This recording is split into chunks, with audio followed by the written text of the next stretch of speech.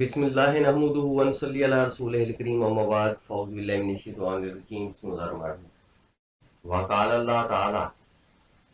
وَإِذْ قُلْنَا لِلْمَلَائِكَةِ اسْجُدُوا وکیلا تک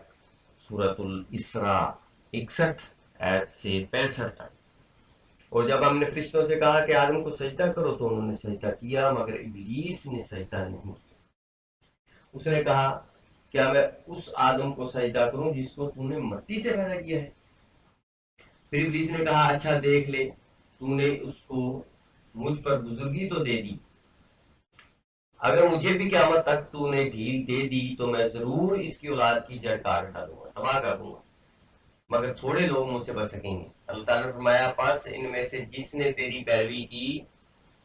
تو تم سب کی سزا جہنم ہے، پوری سزا ہے، اور ان میں سے جس کو بہکا سکتا ہے اپنی آواز کے ساتھ ان کو بہکا، اور ان پر اپنے پیادے اور سوار لشکر چڑھا، ہر طرح سے پورا زور لگا کر بہکا دے، اور مال و اولاد میں ان کا شریک بن، اور ان سے جھوٹے وعدے کر، اور ان کو دھوکہ دینے کے لیے ہی شیطان وعدے کرتا ہے۔ بے شک میرے مخلص بندوں پر تیرے لیے کوئی غلبہ نہیں ہوگا، اور تیرا رب کام بنانے والا کافی ہے۔ اللہ تعالیٰ نے فرمایا وَإِذْ قُلْنَا سے لے کر بادلن سورہ کہف کی آیت نمبر 50 ہے۔ اور جب ہم نے فرشتوں سے کہا کہ آدم کو سجدہ کرو تو انہوں نے سجدہ کیا مگر ابلیس نے انکار کیا، وہ جنوں میں سے تھا، بس اس نے اپنے رب کے حکم کی نافرمانی کی۔ بس کیا تم اس کو اور اس کی اولاد کو میرے سوا دوست بناتے ہو، حالانکہ وہ تمہارا دشمن ہے۔ ظالموں کے لیے یہ برا بدلہ ہے کہ اللہ کو چھوڑ کر شیطان کو دوست بنا لیا۔ فرمایا اللہ تعالیٰ نے وَلَقَدْ سے لے کر وَكَذَلِكَ الْيَوْمَ تُنْسَىٰ تک، طٰہٰ کی آیت نمبر 115 سے 126۔ اور تحقیق ہم نے آدم علیہ السلام سے وعدہ لیا تھا اس سے پہلے تو وہ بھول گیا، اور ہم نے اس میں مضبوطی نہیں پائی۔ اور جب ہم نے کہا فرشتوں کو کہ آدم علیہ السلام کو سجدہ کرو تو انہوں نے سجدہ کیا، لیکن ابلیس نے انکار کیا، تو ہم نے آدم سے کہا کہ یہ تیرا اور تیری بیوی کا دشمن ہے، ایسا نہ ہو کہ تم کو جنت سے نکال دے، پھر تو کسی آفت میں پھنس جائے۔ اور یہاں جنت میں تو تیرے لیے یہ فائدہ ہے کہ نہ تو بھوکا رہتا ہے اور نہ ننگا، اور نہ اس میں پیاسا رہتا ہے اور نہ دھوپ میں جلتا ہے۔ پر شیطان نے ان کو پھسلایا اور اس نے کہا کہ آدم کیا میں تجھے وہ طرف بتاؤں جو ہمیشہ کا ہو، اور ملک ایسا جو کہ ختم نہ ہو۔ تو ان دونوں نے اسے کھا لیا، بس ان دونوں کی شرمگاہیں ان کے لیے ظاہر ہو گئیں، اور وہ جنت کے پتے اپنے اوپر چپکانے لگے، اور آدم نے اپنے رب کی نافرمانی کی، بس وہ بھٹک گیا۔ پھر اس کے رب نے اس کو سرفراز کیا اور اس کی توبہ قبول کی اور اس کو ہدایت دی۔ اللہ تعالیٰ نے فرمایا کہ تم سب اس سے اتر جاؤ، تم ایک دوسرے کے دشمن رہو گے،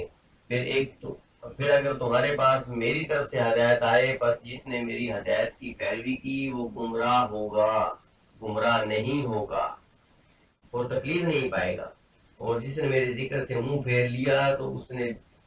اس کے لیے تنگ زندگی ہوگی، اور ہم اس کو اٹھائیں گے قیامت کے دن اندھا کر کے۔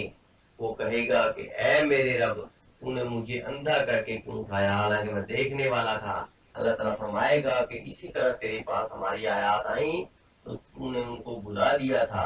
اسی طرح آج تجھے بھلا دیا گیا ہے۔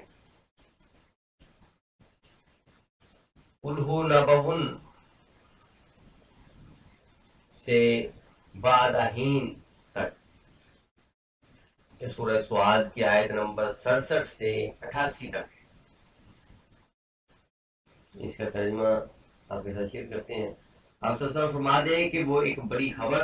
ہے، تم اس سے منہ نہ موڑ رہے ہو، بلکہ مجھے اوپر والے فرشتوں کے متعلق کچھ علم نہیں ہے۔ جب وہ جھگڑنے لگے میری طرف وحی نہیں کی جاتی مگر صرف اس لیے کہ میں تو صاف ظاہر ڈرانے والا ہوں۔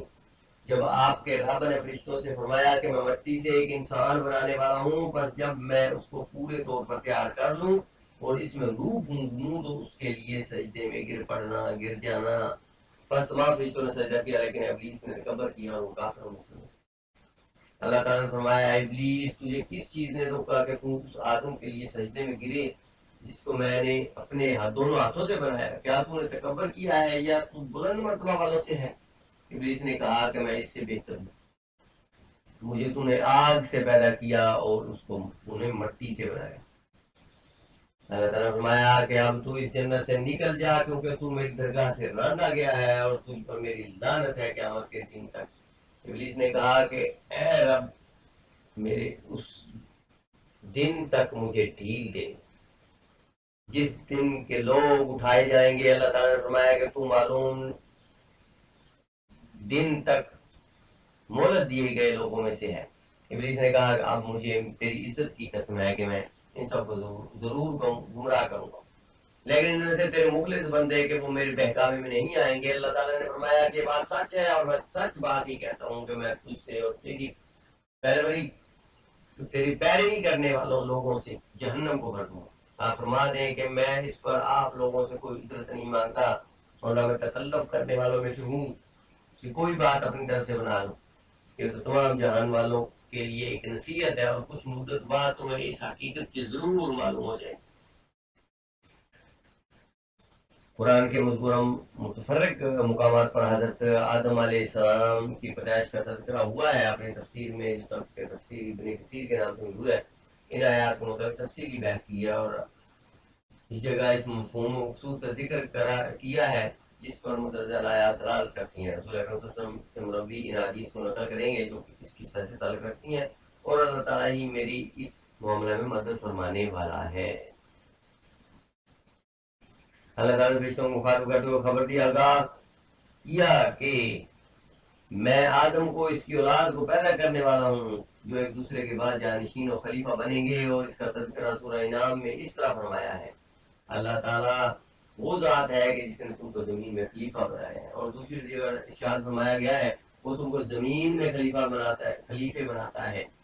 حضرت آدم علیہ السلام اور آپ کی اولاد کی پیدائش کا ذکر اللہ تعالیٰ نے فرشتوں کے سامنے ان کی عظمت شان کے اظہار کے لیے کیا ہے، جیسے کسی اہم اور بڑے کام سے متعلق اس کو انجام دینے سے پہلے اس کی خبر دی جاتی ہے۔ باقی فرشتوں کا یہ کہنا ہے تو یہ بطور اعتراض یا حسد یا اولاد یا آدم کو حقیر سمجھنے کی وجہ سے نہ تھا، جیسا کہ بعض جوہلا مفسرین کو اس جگہ بیان ہوا ہے کہ فرشتوں نے تخلیق آدم پر اعتراض کیا تھا یا وہ حسد کی بنا پر کہا تھا یا آدم کی اولاد کو اپنے سے حقیر سمجھا تھا۔ فرشتے تو اس سب باتوں سے پاک ہیں اور بری ہیں، بلکہ صرف آدم کی پیدائش کی حکمت معلوم کرنے کی غرض سے یہ کہا۔ حضرت قتادہ رضی اللہ عنہ فرماتے ہیں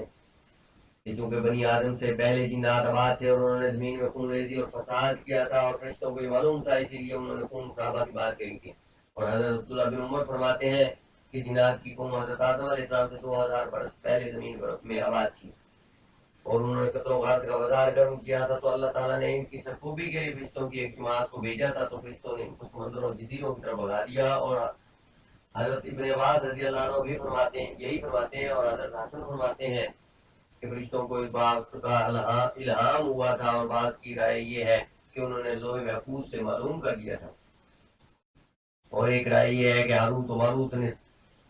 السجل نامی ایک فرشتے سے یہ معلوم کر کے ان کو اطلاع دی، اور یہ قول ابن ابی حاتم نے ابو جعفر باقر سے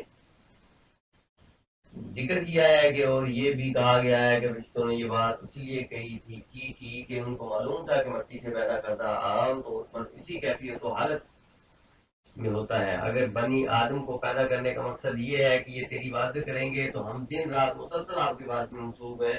اور ہم میں سے کوئی ایک بھی تیری نافرمانی نہیں کرتا، اس لیے کہا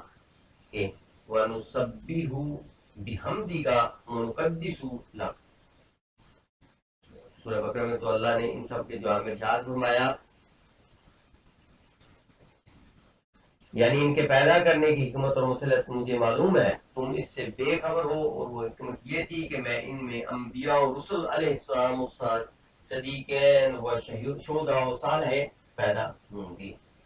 یہ تھی جی میری آج کی ویڈیو، امید ہے انشاءاللہ آپ کو پسند آئے گی۔ اسی کے ساتھ جاتا ہوں گا، اللہ حافظ۔